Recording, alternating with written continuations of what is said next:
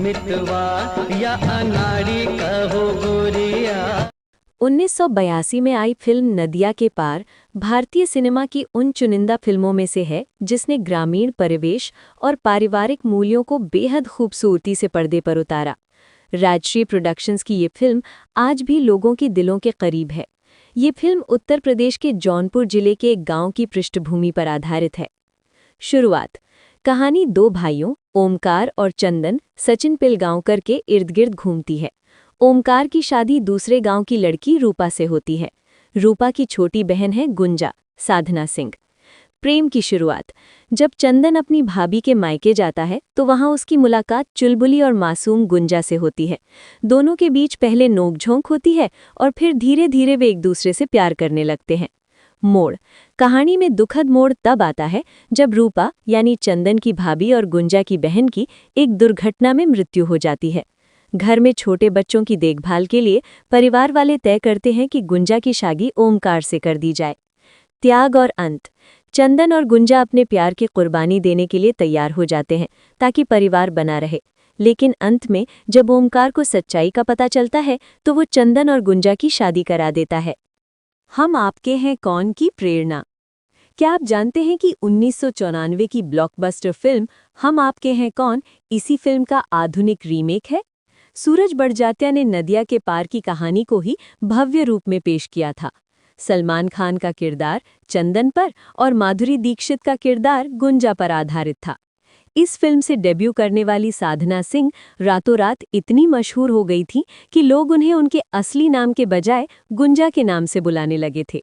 उत्तर प्रदेश और बिहार के गांवों में लोग उन्हें अपनी बेटी की तरह मानने लगे थे। वास्तविक लोकेशंस पर शूटिंग। फिल्म की शूटिंग किसी स्टूडियो में नहीं बल्कि उत्तर प्रदेश के जौनपुर जिले के असली गांवों में हुई थी। इसी वजह से फिल्म में जो ग्रामीण संस्कृति और भाषा यानी अवधी भोजपुरी का मिश्रण दिखा वो बेहद असली लगी। कालजयी संगीत। फिल्म का संगीत रविंद्र जैन ने दिया था। कौन दिशा में लेके चला रे बटोहिया, सच्ची जूती वाले और जोगी जी धीरे धीरे जैसे गाने आज भी शादियों और त्योहारों की जान है। ये फिल्म बहुत ही कम बजट में बनी थी, लेकिन इसकी सादगी ने इसे बॉक्स ऑफिस पर जबरदस्त सफलता दिलाई। फिल्म के संवाद इतने सरल और प्रभावी थे कि हर आम आदमी उससे जुड़ सका। नदिया के पार फिल्म के बारे में कुछ और ऐसी बातें हैं जो शायद बहुत कम लोग जानते हैं। इसकी सादगी के पीछे कई दिलचस्प और कुछ भावुक कर देने वाली कहानियां छिपी हैं।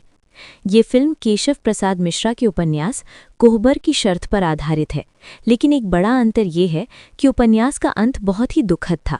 उपन्यास में चंदन और गुंजा की शादी नहीं हो पाती और अंत में मुख्य पात्रों की मृत्यु हो जाती है।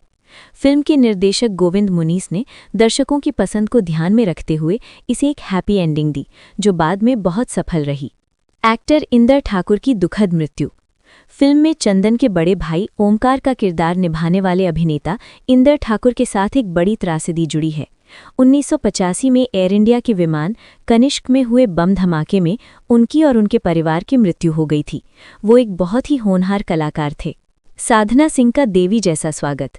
गुंजा का किरदार निभाने वाली साधना सिंह गांव के लोगों के बीच इतनी लोकप्रिय हो गई थी कि जब वो शूटिंग के लिए गांव जाती थी तो औरतें आरती की थाली लेकर खड़ी रहती थीं। कई लोग तो उन्हें साक्षात गुंजा ही मानते थे और उनके पैर छूते थे।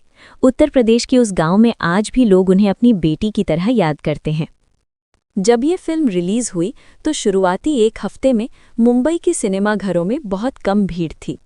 ट्रेड एनालिस्ट्स ने इसे फ्लॉप कह दिया था, लेकिन जैसे ही फिल्म यूपी, बिहार और मध्य प्रदेश के छोटे शहरों में पहुंची, इसने कमाई के सारे रिकॉर्ड तोड़ दिए।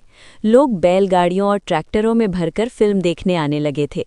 फिल्म की शूटिंग जौनपुर के विजयपुर और राजेपुर गांव में हुई थी। पूरी यूनिट लगभग 2 महीने तक गांव में ही रही।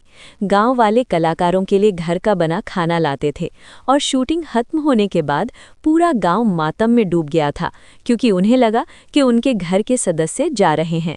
रविंद्र जैन का जादू। इस फिल्म के संगीतकार रविंद्र जैन ने न केवल गाने लिखे और कंपोज किए, बल्कि वे खुद अपनी आंखों से नहीं देख सकते थे। फिर भी उन्होंने गानों के जरिए ग्रामीण परिवेश का ऐसा चित्रण किया कि सुनने वाले को गांव की मिट्टी की महक आने लगती थी। गायक जसपाल सिंह की आवाज़ सचिन के लिए इतनी फिट बैठी कि उन्हें सचिन की आवाज़ ही कहा जाने लगा।